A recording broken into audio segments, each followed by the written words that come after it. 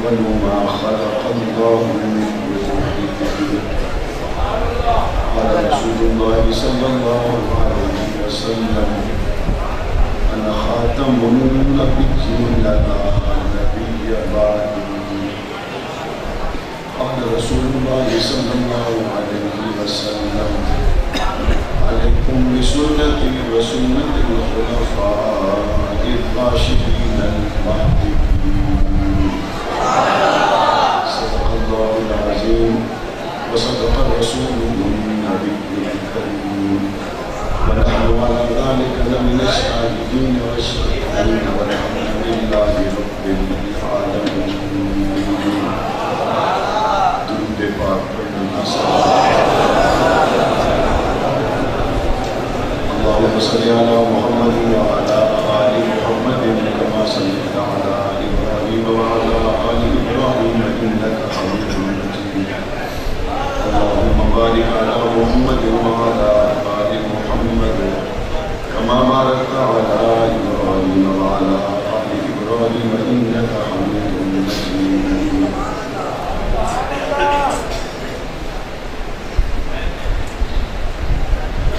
آقا نہ ہوتے اجالا نہ ہوتا.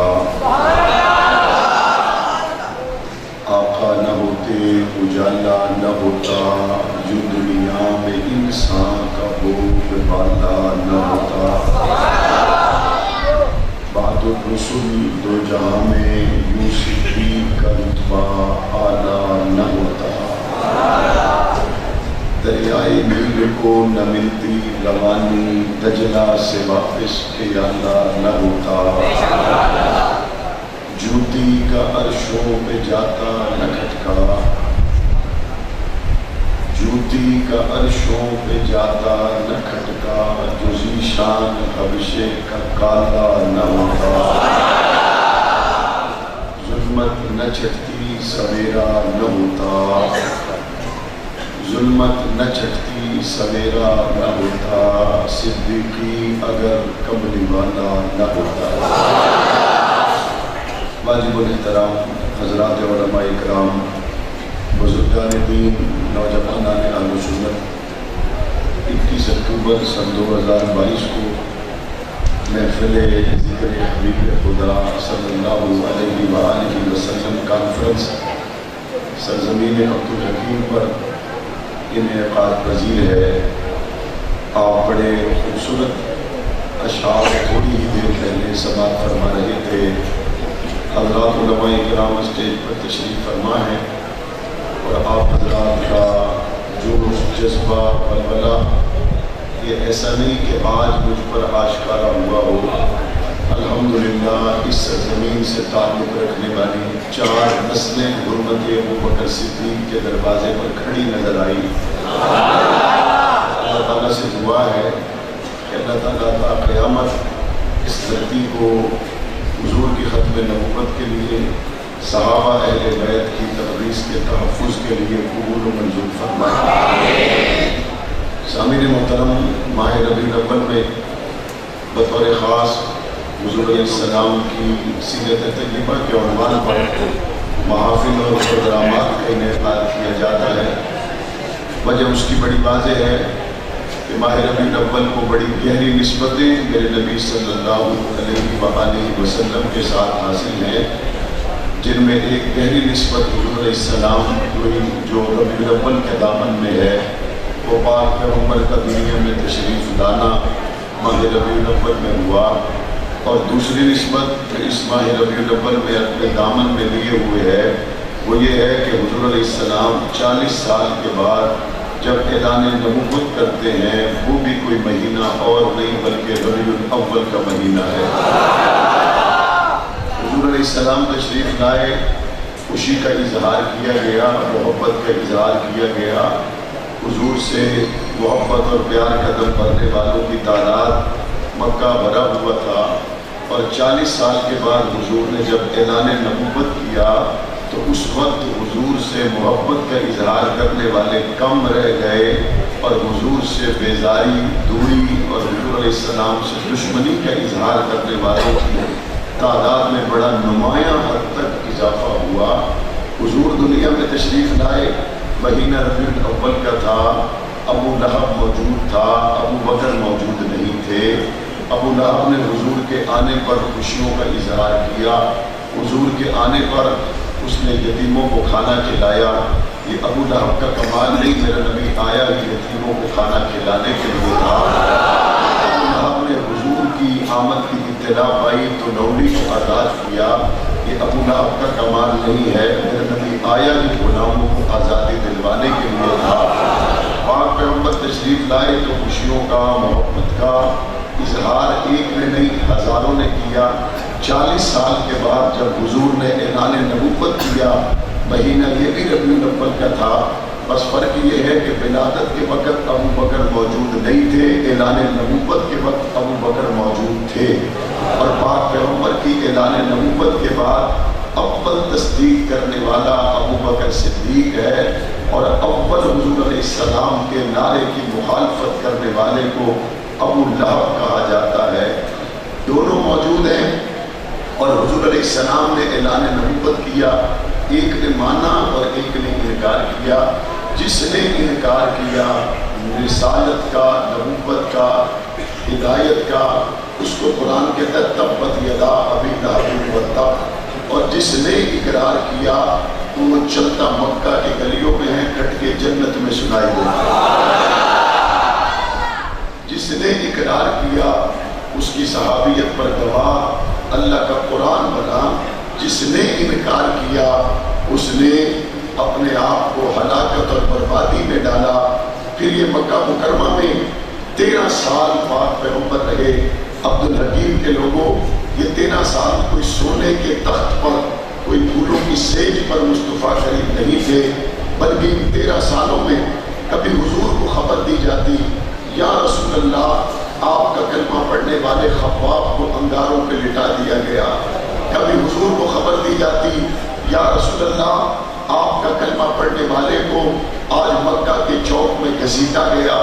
کبھی حضور کو خبر دی جاتی، یا رسول اللہ صرف آپ کا کلمہ پڑھنے کی وجہ سے، اور کوئی وجہ نہیں، صرف آپ کا کلمہ پڑھنے کی وجہ سے مکہ کے صحراؤں پر بلال کو لٹا دیا گیا ہے اور اس کے سینے پہ پتھر کی چٹان کو رکھ دیا گیا ہے۔ کبھی پاک پیغمبر کو خبر پہنچتی، آپ کا کلمہ پڑھنے والی سمیہ کو برچھا مار کے شہید کر دیا گیا۔ کبھی حضور کو یہ خبر آتی، آپ سے محبت کرنے والے، آپ سے کلمہ پڑھنے والے، آپ کے دامن کو تھامنے والے حضرت یاسر کو 2 اونٹوں کے ساتھ باندھ کر ٹکڑوں میں تقسیم کر دیا گیا ہے۔ کبھی پاک پیغمبر کو یہ خبر آتی کہ حضرت خباب کے سر پہ گرم سلاخوں سے داغا جا رہا ہے۔ کبھی پاک پیغمبر کو خبر آتی کہ زنیرہ کی چمڑی ادھیڑی گئی۔ کبھی پاک پیغمبر کو خبر آتی لبینہ کی آنکھیں نکالی گئی۔ کبھی پاک پیغمبر کو خبر آتی حضور کی بیٹی کو سواری سے دھکا دے دیا گیا۔ کبھی پاک پیغمبر کو خبر آتی حضور کی دونوں بیٹیاں ان کو طلاق دے دی گئی۔ کبھی پاک پیغمبر کو خبر آتی کہ میرے کلمہ پڑھنے والوں کو مکہ کے شاہراہوں میں، چوکوں چوراہوں میں ستایا جا رہا ہے، اور یہ تو حضور کے صحابہ تھے۔ پاک پیغمبر پہ تو خود ایسا وقت آیا جب حضور علیہ السلام نے فرمایا طائف کی وادی میں مجھ محمد کو پتھر مارے گئے، اور ایسے مارے گئے، حضور فرماتے جب میں گر جاتا مجھے بازوؤں سے پکڑ کے پھر اٹھاتے اور دوبارہ سے مجھ پہ پتھروں کی برسات کی جاتی۔ حضور نے فرمایا میرے بدن سے لہو اتنا نکلا کہ حضور کے قدمین اور حضور کے نالین پاک حضور علیہ السلام کے جسم اطہر سے نکلنے والے لہو کی وجہ سے آپس میں جڑ گئے۔ پاک پیغمبر نے جب نالین پاک کو اتارنا چاہا تو وہ اترے نہیں، خون کی وجہ سے پاک پیغمبر نے کھینچ کر اتارا تو وہ پاؤں سے جدا ہوئے۔ حضور علیہ السلام پر اس حد تک تکالیف، مصیبتیں، آزمائشیں اور حضور کے اصحاب ان حالات سے گھرے ہوئے، اور شیب ابی طالب کی گھاٹی میں لوگوں اپنی تکلیف بندہ برداشت کر لیتا ہے، لیکن بچوں کی تکلیف گوارا نہیں ہوتی۔ اپنی تکلیف بندہ گوارا کرتا ہے، اپنے معصوم بیٹے اور بیٹیوں کی تکلیف کبھی گوارا نہیں ہوتی۔ پاک پیغمبر نے شیب ابی طالب کی گھاٹی میں اپنی لاڈلی فاطمہ کو پتے جھولی سے بھر کر پتوں کے دیے اور حضور نے فرمایا فاطمہ شیب ابی طالب کی گھاٹی میں تیرے بابا محمد کے پاس تجھے کھلانے کے لیے سوائے ان سوکھے پتوں کے اور کچھ بھی نہیں ہے۔ پاک پیغمبر نے سوکھے پتے چبائے، حضور کی بیٹی پتے چباتی رہی۔ وہ حضور کی بیٹی جو جنتی عورتوں کی سردار ہے، پاک پیغمبر کے ساتھ شیب ابی طالب کی گھاٹی میں قید رہے۔ پاک پیغمبر نے پھر ارادہ کیا ہجرت کا، نکلنے کا، روانہ ہونے کا۔ رب کے حکم کا انتظار تھا۔ اللہ تعالیٰ نے جب اجازت دے دی، حضور علیہ السلام مکہ سے نکلے تو پاک پیغمبر چند قدم چلتے اور ٹھہر جاتے اور رک کے کعبے کو دیکھتے تو حضور کی آنکھوں میں آنسو ہوتے اور پاک پیغمبر فرماتے اے کعبہ مجھ محمد کا تجھے چھوڑنے کو جی تو نہیں چاہتا، لیکن تیرے رہنے والے مجھ محمد کو رہنے جو نہیں دیتے۔ آقا دو جہاں جا رہے ہیں اور پاک پیغمبر کی آنکھوں میں آنسو ہیں اور مکہ کو چھوڑ کر جا رہے ہیں جہاں حضرت خدیجہ نے کبھی پاک پیغمبر کو تسلیاں دی تھی، اس مکہ کو چھوڑ کر جا رہے ہیں جن گلیوں میں کبھی عبد المطلب نے پاک پیغمبر کو کھلایا تھا، ان گلیوں کو چھوڑ کر جا رہے ہیں جہاں پہ پاک پیغمبر کی یادیں، بچپن، جوانی، پاک پیغمبر کا اعلان نبوت، پاک پیغمبر کا غار حرا میں عبادت میں رہنا اور پاک پیغمبر کا کعبے کے دامن سے لپٹنا۔ پاک پیغمبر اس کو چھوڑ کر جا رہے ہیں، آنکھوں میں آنسو ہیں، اور یہ بھی مہینہ کوئی اور نہیں، حضور نے جب مکہ چھوڑا مدینے گئے تو یہ بھی مہینہ ربیع الاول کا تھا۔ اسی ماہ ربیع الاول میں پاک پیغمبر نے ولادت بھی ہے، اسی ماہ ربیع الاول میں پاک پیغمبر کا اعلان نبوت بھی ہے، اور اسی ماہ ربیع الاول میں 13 سال کی سختیاں برداشت کرنے کے بعد مصطفیٰ کریم کا مکہ کو چھوڑنا بھی ہے۔ اور پاک پیغمبر جب جانے لگے تو دو باتوں کو ذہن میں رکھیے، حضور کا قول، حضور کا عمل، دونوں پہ اللہ نے مہر لگائی ہے۔ نہ تو حضور کا قول رب کی منشا کے خلاف ہوتا ہے، نہ حضور کا عمل رب کی منشا کے خلاف ہوتا ہے۔ میں دونوں کا حوالہ قرآن سے دیتا ہوں۔ قرآن کہتا ہے وَاتَّبِعْ مَا يُوحَىٰ إِلَيْكَ مِن رَبِّكَ۔ قرآن حضور کے ہر عمل پر مہر لگاتا ہے کہ مصطفیٰ کریم کا کوئی عمل رب کی منشا کے بغیر نہیں ہوتا، اور قرآن حضور کے قول پر بھی مہر لگاتا ہے وَمَا يَنطِقُ عَنِ الْهَوَىٰ إِنْ هُوَ إِلَّا وَحْيٌ يُوحَىٰ۔ حضور جو بھی فرمائیں وہ رب کی مرضی کے تابع ہے، اپنی مرضی سے پاک پیغمبر کا فرمانا نہیں ہوتا۔ ایک صحابی حضور کی ہر بات لکھتے، ہر بات لکھتے، ہر بات لکھتے۔ کسی نے کہا ہر بات نہ لکھو، کبھی حضور غصے میں ہوتے ہیں، کبھی حضور اداس ہوتے ہیں، کبھی حضور پریشان ہوتے ہیں، کوئی لکھ لیا کرو، ساری نہ لکھا کرو۔ اس نے جا کے حضور کو بتایا یا رسول اللہ میں آپ کا ہر فرمان لکھتا ہوں، مجھے کسی نے کہا ہے ہر بات نہ لکھو، حضور کبھی غصے میں کبھی پریشان ہے، ہر بات نہ لکھو، کوئی لکھو کوئی چھوڑ دو۔ پاک پیغمبر نے اپنی زبان اقدس کو پکڑا اور فرمایا ہر بات لکھو، اس زبان سے سوائے حق کے اور کچھ نکل سکتا ہی نہیں۔ ہر بات لکھو، اس زبان سے سوائے حق کے اور کچھ نکل سکتا ہی نہیں ہے۔ ربیع الاول کا مہینہ ہے، 13 سال مکمل ہو گئے۔ پاک پیغمبر نے مکہ سے نکلنے کا ارادہ کیا، علی کو سلا دیا، ابو بکر کو جگا لیا۔ پاک پیغمبر نے علی کو سلایا، ابو بکر کو گھر جا کے جگایا۔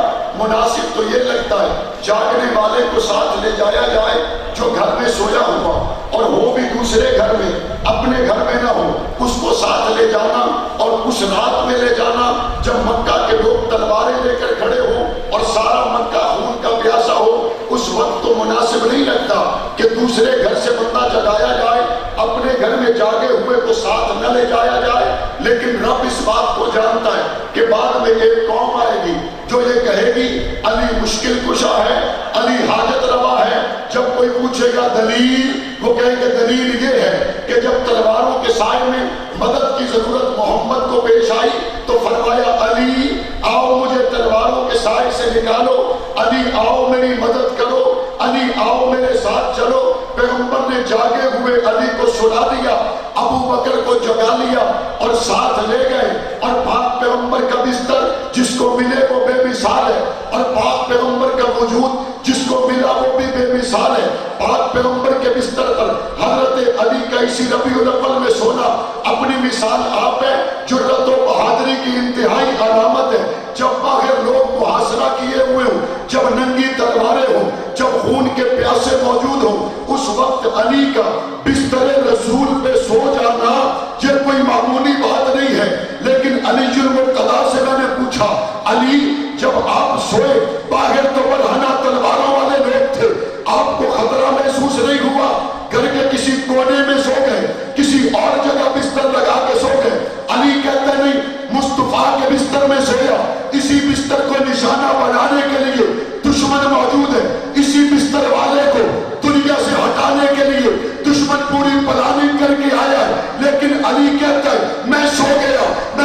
علی ڈر نہیں لگا.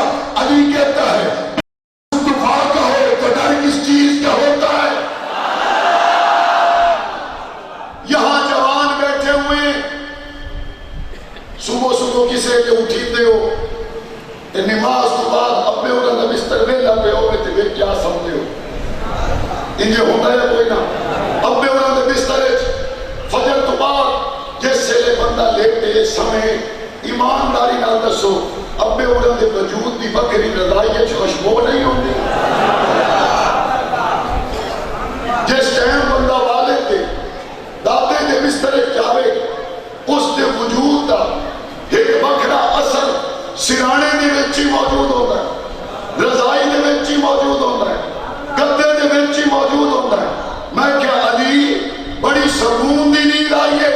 علی کہتا میں حضور دے بستر چکیا ہوں, میں محسوس ہویا کہ حضور دی گود چڑھا اور حضور نے فرما دیا تھا صبح اٹھنا, لوگوں کو ان کی امانتیں سپرد کرنا, سب کو امانتیں دینے کے بعد قبا کے مقام پر آنا, مجھ سے ملنا, پھر اکٹھے مدینے میں چلیں گے. عبدالحکیم کے لوگوں میں آپ سے پوچھتا ہوں علی حضور کے گھر میں پلے یا نہیں پلے؟ علی حضور کو بیٹوں کی طرح ہے یا نہیں ہے؟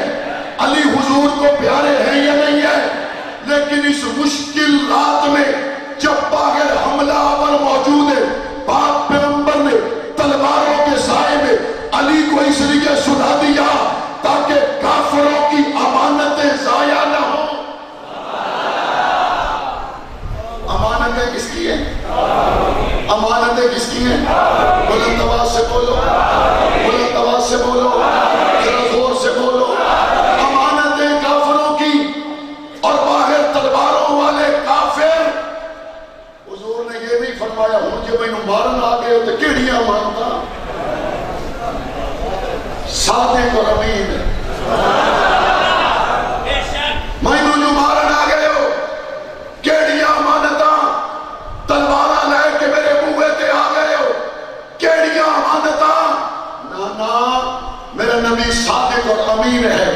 علی کو ٹھہرا دیا, سلا دیا, امانتوں کا نگران بنا کر علی صبح اٹھنا, کافروں کو ان کی امانتیں دینا.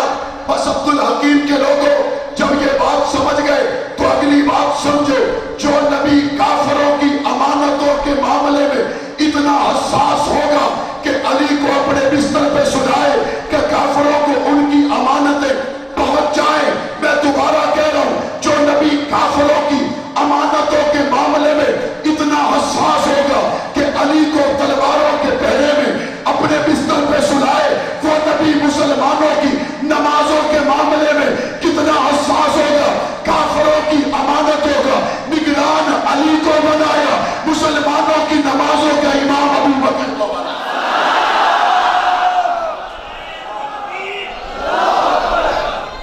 یا یوں کہوں تو بے جانا ہوگا, کافروں کی امانتوں کا نگران علی کو بنایا اور علی کی نمازوں کا امام ابو بکر کو بنایا.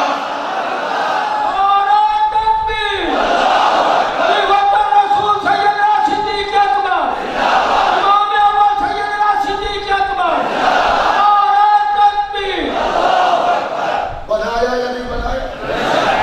جو نبی کافروں کی امانتوں کے معاملے میں حساس ہے, وہ نبی مسلمانوں کی نمازوں کے معاملے میں کتنا حساس ہوگا.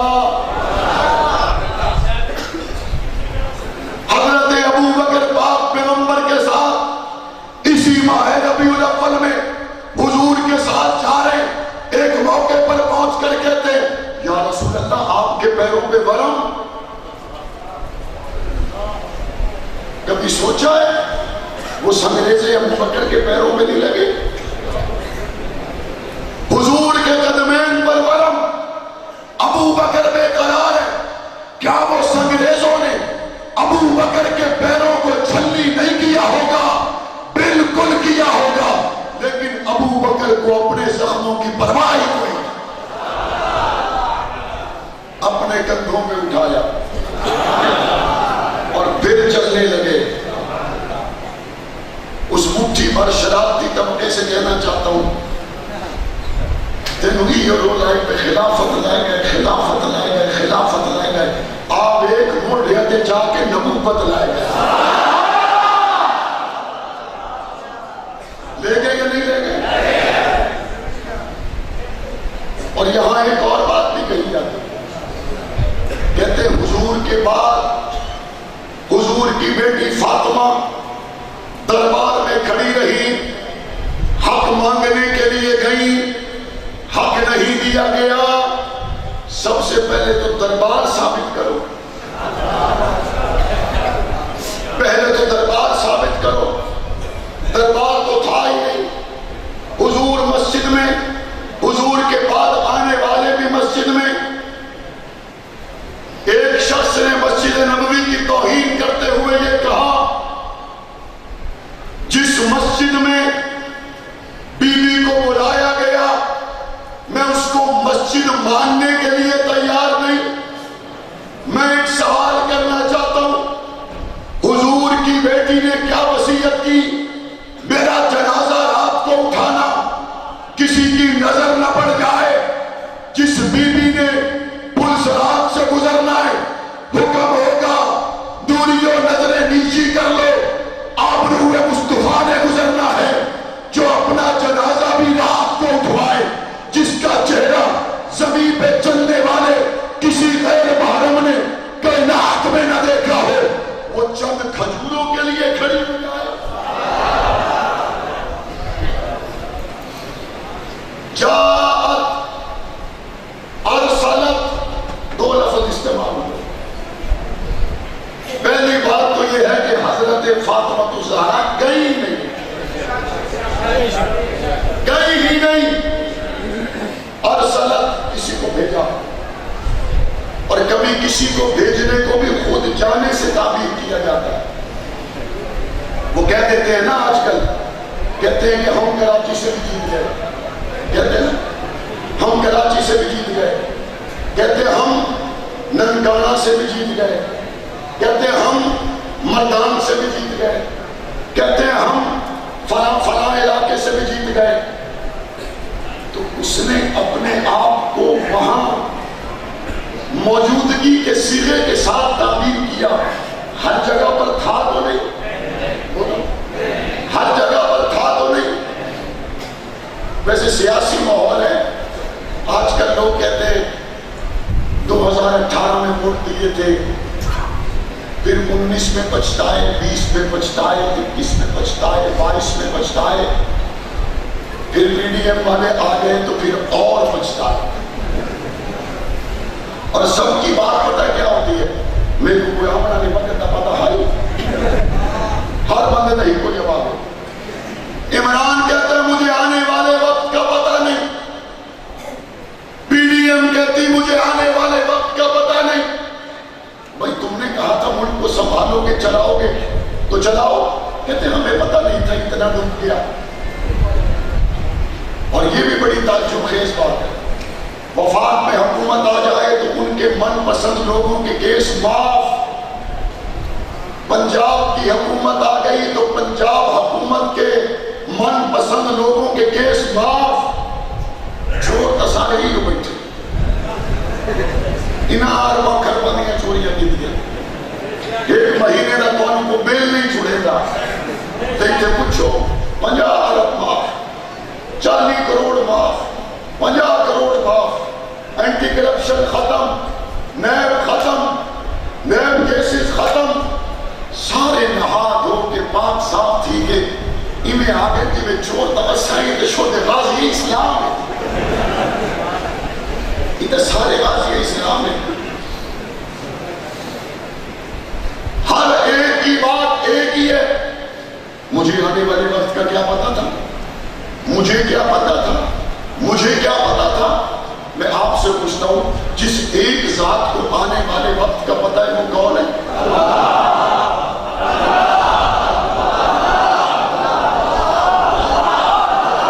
جس ایک ذات کو برابر آنے والے وقت کا پتا ہے وہ کون ہے؟ وہ ابو بکر کو لائیے،